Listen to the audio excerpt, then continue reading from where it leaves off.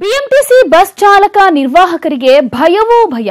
Bus ಹತ್ತೋದಕ್ಕೂ ಕೂಡ ಹಿಂದೇಟ್ ಹಾಕ್ತಿದ್ದಾರೆ drivers, ಹಾಗೆ ಕಂಡಕ್ಟರ್ಸ್. ಆಡಳಿತ ಮಂಡಳಿಯಿಂದಲೂ ಯಾವುದೇ ಭದ್ರತೆ ಸಿಗ್ತಾ ಇಲ್ಲ. ಜೀವ ಕೈಯಲ್ಲಿಟ್ಕೊಂಡು ಬಸ್ ಚಾಲನೆ ಮಾಡುವ ಸ್ಥಿತಿ ನಿರ್ಮಾಣ ಆಗಿದೆ. ಬಿಎಂಟಿಸಿ ಬಸ್ ಚಾಲಕ ಹಾಗೇನೆ ನಿರ್ವಾಹಕರಿಗೆ ಈ ಭಯ ಯಾಕೆ ಕಾಡ್ತಾ ಇದೆ ಗೊತ್ತಾ? ಯಾಕಂದ್ರೆ ಬಿಎಂಟಿಸಿ ಬಸ್ ಹತ್ತೋದಕ್ಕೇನೆ ಪ್ರಯಾಣಿಕರ ಬಗ್ಗೆ ಹೇಳ್ತಾ ಇಲ್ಲ ನಾವಿಲ್ಲಿ, ಡ್ರೈವರ್ಸ್ ಹಾಗೇನೆ ಕಂಡಕ್ಟರ್ಸ್ಗೆ ಭಯ ಶುರುವಾಗಿದೆ. ಈ ರೀತಿ ಬಿಎಂಟಿಸಿ ಬಸ್ ಅನ್ನ ಓಡಿಸೋದಕ್ಕೆ ಯಾಕೆ ಭಯ ಪಡ್ತಾ ಇದ್ದಾರೆ? ಅಷ್ಟಕ್ಕೂ ಬಿಎಂಟಿಸಿ ಬಸ್ ನಲ್ಲಿ ಆಗ್ತಾ ಇರುವಂತಹ ಸಮಸ್ಯೆಗಳಾದ್ರೂ ಏನು ಅನ್ನೋದ್ರ ಬಗ್ಗೆ ಸಾಕಷ್ಟು ಡೀಟೇಲ್ಸ್ ಅನ್ನ ನಾವು ನಿಮ್ಗೆ ಕೊಡ್ತಾ ಇದೀವಿ. ಬಿಎಂಟಿಸಿ ನೌಕರರ ಭೀತಿಯ ಬಗ್ಗೆ ಕಂಪ್ಲೀಟ್ ಡೀಟೇಲ್ಸ್ ಅನ್ನ ನಾವು ನಿಮ್ಮ ಮುಂದೆ ಇಡ್ತಾ ಇದೀವಿ.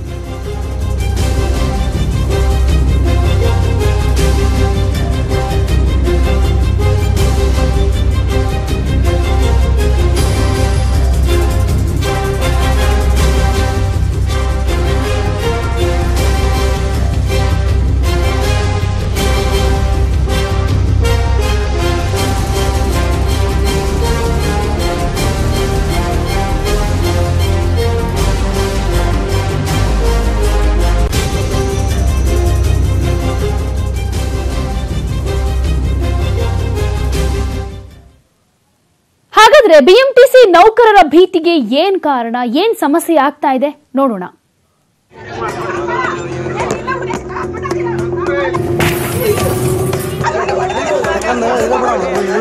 ಕಿರುಕುಳ ದೌರ್ಜನ್ಯ ಅನ್ನೋದು ಬಿಎಂಟಿಸಿಯಲ್ಲಿ ಇತ್ತೀಚೆಗೆ ಕಾಮನ್ ಆಗ್ಬಿಟ್ಟಿದೆ ಅನ್ಸುತ್ತೆ. ಇದು ಸಾಲದೆಂಬಂತೆ ದುಷ್ಕರ್ಮಿಗಳಿಂದ ಆಗ್ತಾ ಇರೋ ನಿರಂತರ ಹಲ್ಲೆಯಿಂದ ಜೀವ ಭಯ ಎದುರಿಸ್ತಾ ಇದ್ದಾರೆ ಕಂಡಕ್ಟರ್ಸ್ ಮತ್ತು ಡ್ರೈವರ್ಸ್.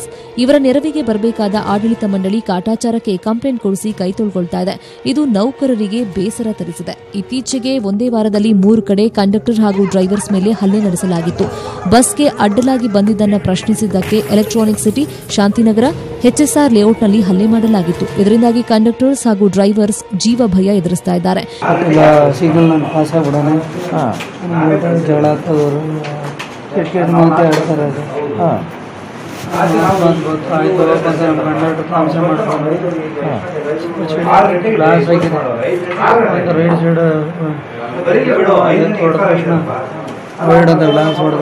ಈ ಬಗ್ಗೆ ಬಿಎಂಟಿಸಿ ಎಂಡಿ ಅವರನ್ನು ಕೇಳಿದ್ರೆ ನಮ್ಮಿಂದ ಆಗೋದು ಇಷ್ಟೇ, ಹಲ್ಲೆಕೋರರಿಗೆ ಕಠಿಣ ಶಿಕ್ಷೆ ವಿಧಿಸುವಂತೆ ಸರ್ಕಾರ ಏನಾದ್ರೂ ಮಾಡಬೇಕು, ಇಷ್ಟರಲ್ಲೇ ಮನವಿ ಮಾಡ್ಕೊಳ್ತೀವಿ ಅಂತ ಹೇಳ್ತಾ ಇದ್ದಾರೆ. ಸಾರ್ವಜನಿಕರ ಸಲುವಾಗಿ ಅವರಿಗೆ ಸೇವೆ ನೀಡ್ತಾ ಇರುವಂತಹ ಸಂಸ್ಥೆಯಲ್ಲಿ ಕೆಲಸ ಮಾಡುವಂತ ನೌಕರರ ಮೇಲೆ ಈ ರೀತಿ ಘಟನೆಗಳು ಆಗ್ತಾ ಇರುವಂತದ್ದು ಬಹಳ ಗಂಭೀರವಾದ ವಿಷಯ ಮತ್ತು ನಮಗೆ ಬಹಳ ನೋವನ್ನು ತರ್ತಾ ಇದೆ.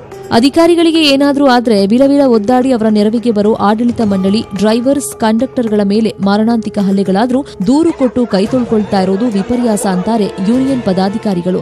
ತಿಂಗಳಲ್ಲಿ ಹೆಚ್ಚುಕೊಂಡು ಇದು 3ನೇ ಘಟನೆ ಇರಬೇಕು. ಇವತ್ತು ಅವನು ಯಾವನು ಆಟೋ ಡ್ರೈವರ್ ಅಂತ ಹೇಳ್ಕೊಂಡು ಒಂದು ಕಲ್ಲು ತಗೊಂಡು ನಮ್ಮ ಬಸ್ಗಳಿಗೆ ಹಲವಾರು ಕಡೆ ಹೊಡೆದು, ಇದು ತಿಂಗಳಲ್ಲಿ ಒಂದು 3ನೇ ಘಟನೆ ಇರ್ಬೋದು. ಇನ್ಫ್ಯಾಕ್ಟ್ ಇಂಥದ್ದು ಆಗ್ತಿರುತ್ತೆ. ಹೇಳ್ತಾ ಇದ್ರು ಒಂದು ಪೇಣ್ ಯಾತ್ರೆ ಆಕ್ಸಿಡೆಂಟ್ ಆಗಿ, ಇದು ನಮ್ಮ ಡ್ರೈವರ್ ಇದೇನು ಫಾಲ್ಟೇ ಇಲ್ಲ ಅದರಲ್ಲಿ, ಅದು ಬೇರೆ ಯಾವುದೋ ಕಾರಣಕ್ಕೆ ಆಕ್ಸಿಡೆಂಟ್ ಆಗಿದ್ದು. ಅದರಲ್ಲೊಬ್ಬ ಮೋಟ್ರ್ ಬೈಕ್ನೂ ತೀರ್ಕೊಂಡಂತ ಅಲ್ಲಿ ಸುತ್ತಮುತ್ತ ಜನ ಎಲ್ಲ ಹೊಡೆದಿದ್ದಾರೆ. ಪ್ರಯಾಣಿಕರನ್ನ ಸುರಕ್ಷಿತವಾಗಿ ಸ್ಥಳ ಮುಟ್ಟಿಸೋ ಬಿಎಂಟಿಸಿ ನೌಕರರಿಗೆ ಇತ್ತೀಚೆಗೆ ಸುರಕ್ಷತೆ ಇಲ್ಲದಿರುವುದು ವಿಪರ್ಯಾಸ. Thomas Pushparaj, news 18 Kannada, Bengaluru. ಇನ್ನು ಈ ಕುರಿತಂತೆ ಮಾತನಾಡೋದಕ್ಕೆ ಬಿಎಂಟಿಸಿಯ ಚೀಫ್ ಸೆಕ್ರೆಟರಿ ಆಗಿರುವಂತಹ ಪ್ರಕಾಶ್ ಗೌಡ ಅವರು ದೂರವಾಣಿ ಸಂಪರ್ಕದಲ್ಲಿದ್ದಾರೆ. ನಮಸ್ತೆ ಪ್ರಕಾಶ್ ಗೌಡ ಅವರೇ. ನಮಸ್ತೆ. ಪ್ರಕಾಶ್ ಗೌಡ ಅವರೇ, ಪ್ರಯಾಣಿಕರನ್ನ ಸುರಕ್ಷಿತವಾಗಿ ಒಂದ್ ಕಡೆಯಿಂದ ಇನ್ನೊಂದ್ ಕಡೆಗೆ ಕರ್ಕೊಂಡು ಹೋಗುವಂತ ಡ್ರೈವರ್ಗಳಿಗೆ, ಕಂಡಕ್ಟರ್ಗಳಿಗೆ ಸೇಫ್ಟಿ ಇಲ್ಲ ಬಿಎಂಟಿಸಿ ಬಸ್ನಲ್ಲಿ ಅಂದ್ರೆ ಏನಾಗ್ತಿದೆ ಸರ್? ಏನ್ ಸಮಸ್ಯೆ ಇದು ಅಂತ? ಅಲ್ಲ, ಸಮಸ್ಯೆ ಏನಂತಿಲ್ಲ. ಕೆಲವೊಂದ್ ಕಡೆ ಡ್ರೈವರ್ಗಳ ಮೇಲೆ ಮತ್ತೆ ಕಂಡಕ್ಟರ್ಗಳ ಮೇಲೆ ಹಲ್ಲೆ ನಡೀತಾ ಇದೆ. ಈ ಬಗ್ಗೆ ಈಗಾಗಲೇ 2 ಠಾಣೆಗಳಲ್ಲಿ ನಾವು ಕ್ರಿಮಿನಲ್ ಮೊಕದ್ದಮೆ ಕೂಡ ದಾಖಲು ಮಾಡಿದ್ದೇವೆ.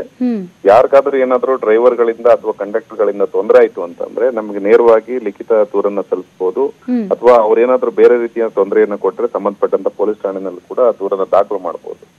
ಅದನ್ನ ಬಿಟ್ಟು ಅವ್ರ ಮೇಲೆ ಹಲ್ಲೆ ಮಾಡುವಂತದನ್ನ ನಾವು ಯಾವುದೇ ಕಾರಣಕ್ಕೂ ಸಹಿಸೋದಿಲ್ಲ. ಅವ್ರ ಮೇಲೆ ಕ್ರಿಮಿನಲ್ ಮೊಕದ್ದಮೆನ ದಾಖಲು ಮಾಡ್ತೇವೆ. ಅವ್ರ ಮೇಲೆ ಸೂಕ್ತ ಕ್ರಮವನ್ನ ತೆಗೆದುಕೊಳ್ಳೋದಕ್ಕೆ ಸ್ಥಳೀಯ ಠಾಣೆಗಳಿಗೆ ದೂರನ್ನು ನೀಡ್ತಾ ಇದ್ದೇವೆ. ಅಂದ್ರೆ ಇಲ್ಲಿವರೆಗೂ ಆ ತರದ ಕಂಪ್ಲೇಂಟ್ಸ್ ಬಂದಿಲ್ವಾ ಹಾಗಾದ್ರೆ ಪ್ರಕಾಶ್ ಗೌಡ ಅವರೇ? ಈಗ ಒಂದು ವಾರದ ಹಿಂದೆ ಡ್ರೈವರ್ ಮೇಲೆ ಹಲ್ಲೆ ಆಯ್ತು. ಈ ಬಗ್ಗೆ ಈಗಾಗಲೇ ಪೊಲೀಸ್ ಠಾಣೆನಲ್ಲಿ ದೂರನ್ನ ದಾಖಲು ಮಾಡಿದ್ದಾರೆ. ಕೆಲವೊಂದು ಸಂದರ್ಭದಲ್ಲಿ ಸಂಚಾರದ ಮಾಡ್ಬೇಕಾದ್ರೆ ಕೆಲವೊಂದು ಬೇರೆ ಬೇರೆ ಅಡಚಣೆ ಆಯ್ತು ಅನ್ನುವಂತ ಉದ್ದೇಶದಿಂದ ನಮ್ಮ ಡ್ರೈವರ್ ಮೇಲೆ ಮತ್ತೆ ಕಂಡಕ್ಟರ್ ಮೇಲೆ ಹಲ್ಲೆಗಳು ಆಗ್ತಾ ಇದಾವೆ ಮಧ್ಯ. ಸೊ ಈ ಬಗ್ಗೆ ಸೂಕ್ತವಾದಂತ ಕ್ರಮ ತೆಗೆದುಕೊಳ್ಳೋದಕ್ಕೆ ಈಗಾಗಲೇ ನಾವು ಮನವಿಯನ್ನ ಮಾಡಿದ್ದೇವೆ. ಅಂದ್ರೆ ಈಗ ಮನವಿ ಮಾಡ್ಕೊಂಡಿದ್ದೀರಾ, ಇಲ್ಲಿವರೆಗೂ ತುಂಬಾನೇ ಈ ರೀತಿಯಾದಂತ ಘಟನೆಗಳಾಗಿವೆ. ಡ್ರೈವರ್ ಮೇಲೆ ಎಲ್ಲೆಂದ್ರಲ್ಲಿ ಹೊಡೆಯೋದು, ಪ್ರಭಾವಿಗಳ ಒಂದು ರೀತಿ ಪ್ರಭಾವ ಕೂಡ ನಾವು ನೋಡ್ತಾ ಹೋಗ್ತೀವಿ, ಯಾವ ರೀತಿ ಹಲ್ಲೆ ಮಾಡ್ತಾರೆ ಕಂಡಕ್ಟರ್ ಮೇಲೂ ಕೂಡ. ಈ ರೀತಿ ಆದಾಗ ಅವ್ರ ಮೇಲೆ ಒಂದು ಸೂಕ್ತ ಕ್ರಮ ಅನ್ನೋದಾದ್ರೆ ಏನ್ ಆಕ್ಷನ್ ತಗೋಬಹುದು ಅವ್ರ ವಿರುದ್ಧವಾಗಿ ಅಂತ? ಇಲ್ಲ, ಪ್ರಭಾವದ್ದು ಯಾವುದೇ ರೀತಿಯಾದಂತ ಇಲ್ಲ. ಕೆಲವು ಕಿಡಿಗೇಡಿಗಳು ಅವ್ರ ಮೇಲೆ ಅನಾವಶ್ಯಕವಾಗಿ ಜಗಳ ತೆಗೆಯುವಂತದ್ದು, ಗಲಾಟೆ ಮಾಡುವಂತದ್ದು ಕಂಡು ಬರ್ತಾ ಇದೆ. ಈ ಬಗ್ಗೆ ಎಲ್ಲಾ ನಮ್ಮ ಡಿಪೋ ಮ್ಯಾನೇಜರ್ ಗಳಿಗೆ ತಿಳಿಸಿದ್ದೇವೆ. ಆ ರೀತಿ ಯಾವ್ದಾದ್ರು ವರದಿಯಾದ ಕೂಡಲೇ ನೀವು ಅವ್ರ ಬೆಂಬಲಕ್ಕೆ ನಿಲ್ಬೇಕು, ಮತ್ತೆ ಸ್ಥಳೀಯ ಠಾಣೆಯಲ್ಲಿ ಮೊಕದ್ದಮೆಯನ್ನು ದಾಖಲು ಮಾಡ್ಬೇಕು ಅಂತ ಹೇಳಿದ್ದೇವೆ. ಈ ಬಗ್ಗೆ ಕಾನೂನುಬದ್ಧವಾಗಿ ಏನು ಕ್ರಮ ತೆಗೆದುಕೊಳ್ಬಹುದು ಅಂತದನ್ನ ತೆಗೆದುಕೊಳ್ತೇವೆ. ನಮ್ಮ ಡ್ರೈವರ್ ಮತ್ತೆ ಕಂಡಕ್ಟರ್ ಗಳಿಗೆ ಎಲ್ಲಾ ರೀತಿಯಂತ ರಕ್ಷಣೆ ಮತ್ತು ಬೆಂಬಲವನ್ನ ನಾವು ನೀಡುತ್ತೇವೆ. ಅಂದ್ರೆ ಕೆಲವರು ಡ್ರೈವರ್ ಆಗಿರ್ಬೋದು, ಕಂಡಕ್ಟರ್ ಗಳಾಗಿರ್ಬೋದು, ನಮ್ಮ ಹತ್ರ ಹೇಳ್ಕೊಂಡಿದ್ದಾರೆ ಈ ರೀತಿ ಕಷ್ಟ ಆಗ್ತಿದೆ, ಆದ್ರೆ ಮೇಲಾಧಿಕಾರಿಗಳು ನಮ್ಮ ಸಪೋರ್ಟ್ಗೆ ಬರ್ತಾ ಇಲ್ಲ, ನಮ್ಮ ರಕ್ಷಣೆಗೆ ನಿಲ್ಲೋದಿಲ್ಲ ಅನ್ನೋದಾದ್ರೆ ಡೈಲಿ ಹೇಗ್ ನಾವು ಡ್ಯೂಟಿ ಮಾಡೋದು? ಇದ್ದಕ್ಕಿದ್ದ ಹಾಗೆ ನಮ್ಮ ಮೇಲೆ ಬಂದು ಯಾರೋ ದಾಳಿ ಮಾಡ್ಬಿಡ್ತಾರೆ ಸಣ್ಣ ಪುಟ್ಟ ವಿಷಯಕ್ಕೆ ಅನ್ನೋದಾದ್ರೆ ಸೇಫ್ಟಿನೇ ಇಲ್ಲ ಅನ್ನುವಂತ ಆತಂಕ ಅವರಲ್ಲಿ ಇದೆಯಲ್ಲ? ಇಲ್ಲ, ಆ ತರದ ಆತಂಕ ಯಾವುದೇ ಕಾರಣಕ್ಕೂ ಬೇಡ. ಅವ್ರಿಗೆ ಏನಾದ್ರೂ ಆ ರೀತಿ ಬೆಂಬಲ ಬೇಕು ಅಂದ್ರೆ ನಮ್ಮನ್ನ ನೇರವಾಗಿ ಸಂಪರ್ಕ ಮಾಡಬಹುದು. ಜೊತೆಗೆ ಡಿಪೋ ಮ್ಯಾನೇಜರ್ ಗಳು ಏನಿರ್ತಾರೆ ಅವ್ರ ಗಮನಕ್ಕೂ ಕೂಡ ತಂದು ಸ್ಥಳೀಯ ಠಾಣೆನಲ್ಲಿ ಹೋಗಿ ದೂರನ್ನು ನೀಡಬಹುದು. ಮುಂದೆ ಈಗ ಇದುವರೆಗೂ ಈಗ ಡ್ರೈವರ್ಸ್ ಆಗಿರ್ಬೋದು, ಕಂಡಕ್ಟರ್ಸ್ ಆಗಿರ್ಬೋದು, ಈ ರೀತಿ ಈ ಏರಿಯಾದಲ್ಲಿ ಈ ತರ ಸಮಸ್ಯೆ ಆಯ್ತು ಅಂತ ಬಂದು ನಿಮ್ಮ ಬಳಿಗೆ ಆಗಿರ್ಬೋದು, ಸಂಬಂಧಪಟ್ಟ ಅಧಿಕಾರಿಗಳ ಬಳಿ ಈ ಮಾಹಿತಿಯನ್ನ ಹೇಳಿಲ್ವಾ? ಹಿಂಗಾಗಿದೆ ಅಂತ ಕಂಪ್ಲೇಂಟ್ ಕೂಡ ಕೊಟ್ಟಿಲ್ವಾ? ಇಲ್ಲ, ಈಗ 2 ದೂರ್ ಬಂತು ನಮ್ಗೆ. ಆ ಪ್ರಕಾರವಾಗಿ ದೂರ್ ದಾಖಲು ಮಾಡ್ತಿದ್ದೇವೆ. ಇದುವರೆಗೂ ದೂರ್ ಬಂದಿಲ್ಲ ಹಾಗಾದ್ರೆ? ಇಲ್ಲ, ದೂರ್ ದಾಖಲು ಮಾಡಿದ್ದೇವೆ. ಕ್ರಿಮಿನಲ್ ಮೊಕದ್ದಮೆಯನ್ನು ದಾಖಲು ಮಾಡಿದ್ದೇವೆ. 2 ಆರೋಪಿಗಳು ಅರೆಸ್ಟ್ ಆಗಿದ್ದಾರೆ. ಈಗ ಅವ್ರ ಮೇಲೆ ಯಾವ ಕ್ರಮ ತೆಗೆದುಕೊಳ್ತೀವಿ ಅಂತ ಹೇಳಿದಾರ? ಅವ್ರ ಹಿನ್ನೆಲೆ ಬಗ್ಗೆ ಏನಾದ್ರು ಗೊತ್ತಾಗಿದ್ಯಾ? ಯಾಕೆ ಅಟ್ಯಾಕ್ ಮಾಡಿದ್ರು ಅಂತ ಏನಾದ್ರು ಗೊತ್ತಾಗಿದ್ಯಾ? ಅಲ್ಲ, ಅದು ಸಡನ್ ಪ್ರವೋಕ್ ಆಗಿ ಮಾಡಿರುವಂತ ಕೃತ್ಯ ಆಗಿರ್ತದೆ. ಈ ಬಗ್ಗೆ ಠಾಣೆನಲ್ಲಿ ದೂರ್ ನೀಡಿದ್ದೇವೆ. ಸ್ಥಳೀಯ ಠಾಣಾಧಿಕಾರಿಗಳು ಆ ಬಗ್ಗೆ ಕ್ರಮವನ್ನು ತೆಗೆದುಕೊಳ್ತಾ ಇದ್ದಾರೆ. ಅವ್ರನ್ನ ಅರೆಸ್ಟ್ ಮಾಡ್ತಾ ಇದ್ದಾರೆ. ಕೋರ್ಟ್ FIR ಅನ್ನ ಕಳಿಸ್ಕೊಟ್ಟಿದ್ದಾರೆ. ತನಿಖೆ ನಡೀತಾ ಇದೆ. ಅಂತಿಮವಾಗಿ ಅವ್ರ ಮೇಲೆ ದೋಷಾರೋಪಣವನ್ನ ಸಲ್ಲಿಸ್ತಾ ಇದೆ. ಅಂದ್ರೆ ಸಮ್ಟೈಮ್ಸ್ ತಪ್ಪಿಲ್ಲ ಅಂದ್ರೂ ಕೂಡ ಸುಮ್ನೆ ಬಂದ್ ಯಾರ್ಯಾರೋ ಹಲ್ಲೆ ಮಾಡ್ಬಿಡ್ತಾರೆ. ಈಗ ಯಾರೋ ಓವರ್ಟೇಕ್ ಮಾಡ್ಕೊಂಡು ಹೋಗ್ತಾರೆ, ಬಸ್ ಸ್ಟಾಪ್ ಮಾಡ್ಲಿಲ್ಲ ಅನ್ನೋ ಕಾರಣಕ್ಕೆ ಹೋಗೋ ಸುಮ್ನೆ ಬಂದು ಡ್ರೈವರ್ ಮೇಲೆ ಹಲ್ಲೆ ಮಾಡ್ಬಿಟ್ರೆ ಎಷ್ಟರ ಮಟ್ಟಿಗೆ ಸರಿ ಅಲ್ವಾ? ಇದಕ್ಕೆ ಸಂಬಂಧಪಟ್ಟ ಹಾಗೆ ಪ್ರಯಾಣಿಕರಾಗಿರ್ಬೋದು, ಸಾರ್ವಜನಿಕರಿಗಾಗಿರ್ಬೋದು ಏನ್ ಹೇಳೋಕ್ ಇಚ್ಛೆ ಪಡ್ತೀರಾ? ಅಂತಂದ್ರೆ ಯಾವುದೇ ಒಬ್ಬ ವ್ಯಕ್ತಿ ಮೇಲೆ ನಾವು ಯಾವುದೇ ರೀತಿಯಂತ ಮಾನಸಿಕ ಅಥವಾ ದೈಹಿಕ ಹಲ್ಲೆಯನ್ನ ಮಾಡುವಂತದ್ದು ಅಕ್ಷಮ್ಯ ಅಪರಾಧ ಆಗಿರ್ತದೆ.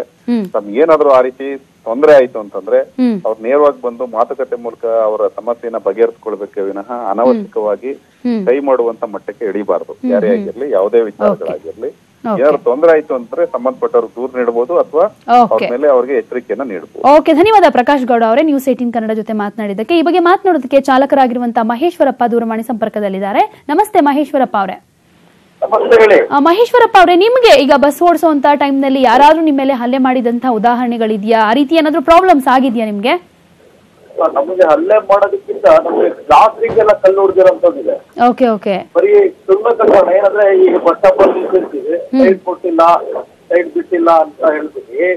ನಮ್ಮ ಮುಂದೆ ಹೋದ್ಮೇಲೆ ನಂತರ ಹಿಂಗಡೆ ಎಲ್ಲ ಕಲ್ಲಲ್ಲಿ ಹೊಡೆದಿರೋಂಥದ್ದು ಉದಾಹರಣೆಗಳು ನಮಗೆ. ಆ ಪೊಲೀಸ್ ಕಮಿಷನರಿಗೆಲ್ಲ ಕಂಪ್ಲೇಂಟ್ ಮಾಡೋರು ಇದುವರೆಗೂ ಯಾವ್ದೇ ಬೈಕ್ ನಂಬರ್ ಕೊಟ್ಟು ಸಹಿತ ಅವ್ರಿಗೆ ಅರೆಸ್ಟ್ ಮಾಡಿಲ್ಲ. ಯಾವುದೇ ರಕ್ಷಣೆ ಇಲ್ಲ ನಮಗೆ. 24 hours ಡ್ಯೂಟಿ ಮಾಡೋ ಅಂತ ಹೇಳೋಕೆ ಪಬ್ಲಿಕ್ ಸರ್ವೆಂಟ್, ನಾವು ಪಬ್ಲಿಕ್ ಡ್ಯೂಟಿ ಮಾಡ್ತಿರ್ಬೇಕಾದ್ರೆ ಯಾವುದೇ ರೀತಿಯಾದಂತ ನಮಗೆ ಆರ್ಥಿಕ ರಕ್ಷಣೆ ಅಂತ ಸಿಗ್ತಾ ಇಲ್ಲ. ಹೀಗಾಗಿ ಹೋಗ್ಬಿಟ್ಟಿದೆ. ಏನೇ ಅಂದ್ರೂ ಸಣ್ಣ ಸಣ್ಣ ವಿಚಾರಕ್ಕೆ ಯಾವುದು ಇರಲ್ಲ. ಸೈಡ್ ಬಿಟ್ಟಿಲ್ಲ, ಅಲ್ಲಿ ನಿಲ್ಸಿಲ್ಲ, ಇಲ್ಲಿ ನಿಲ್ಸಿಲ್ಲ ಅಂತ ಹೇಳಿ. ಈಗ ಮೊನ್ನೆ ನೋಡಿ ಬಿಯರ್ ಬಾಟ್ಲಲ್ಲಿ ಹುಡುಗಿದ್ದಾರೆ ಒಳಗೆ. ಓಕೆ, ಧನ್ಯವಾದ ಮಹೇಶ್ವರಪ್ಪ ಅವರೇ, ನ್ಯೂಸ್ 18 ಕನ್ನಡ ಜೊತೆ ಮಾತನಾಡಿದ್ದಕ್ಕೆ.